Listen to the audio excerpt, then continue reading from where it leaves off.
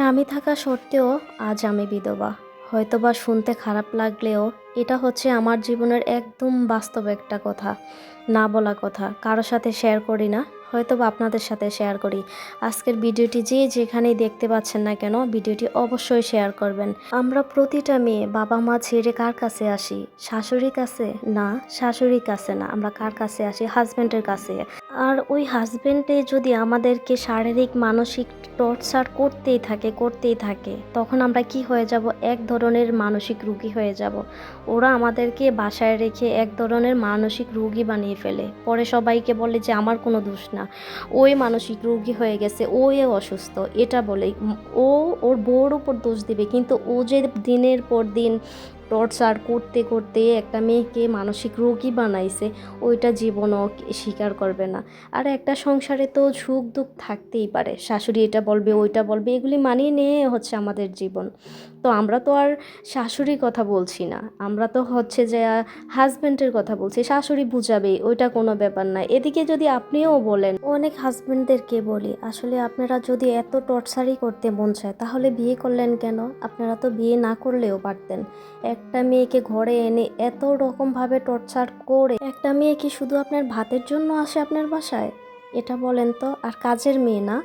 আর এই যুগের মেয়েরা তো হচ্ছে শ্বশুর বাড়িতে এসে কাজই করে না, শাশুড়ির হাতে কাজ করায় ভাত খায়। আর ভালো মেয়েরা নিজে কাজ করে শাশুড়িকে খাওয়ায়। কিন্তু যারা ভালো মেয়ে তাদের কোনো মূল্য থাকে না। আর যারা হচ্ছে এরকম শাশুড়িদেরকে কাজ করে নিজে খায়, নিজে সংসার করে, নিজে আলাদা হয়ে থাকে, তারাই ভালো থাকে দিন শেষে। সত্যি যেটা, তারাই ভালো। আর আমরা যারা শাশুড়িদেরকে শ্বশুরবাড়িদেরকে মনের মতো করে সাজাইতে চাই, দিন শেষে আমরাই খারাপ। আসলে মনে হয় ভালো মেয়েরা কোনো দিনও সুখী হতে পারে না। আর যারা খারাপ মেয়ে তারা ঠিকই সুখী হতে পারে।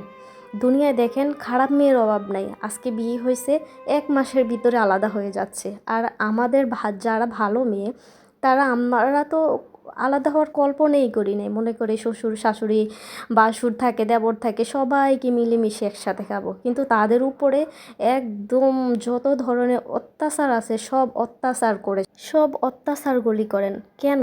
আপনাদের কি কোনো ক্ষতি করছে? আসলে আপনাদের কোনো ক্ষতি করে নাই। ভালো মেয়েদের এটাই হচ্ছে বৈশিষ্ট্য, যে ওরা সবাইকে নিয়ে ভালো থাকতে চায়, কিন্তু আপনারাই ভালো থাকতে দেন না। আর যারা খারাপ মেয়ে তারা কাউকে চায় না যে ওদের সাথে রাখে, কিন্তু দিন শেষে দেখা যায় ওই মেয়েগুলোই ভালো থাকে। আমরা আমাদের কথাগুলি না ভেবে পরিবারের কথা ভাবি, শ্বশুর বাড়ির কথা ভাবি। সেই জন্য কি আমাদের এত বড় অপরাধ? সব ধরনের শাস্তি ভোগ করতে হবে আমাদেরকে? এটা কি কোনো কথা বলেন?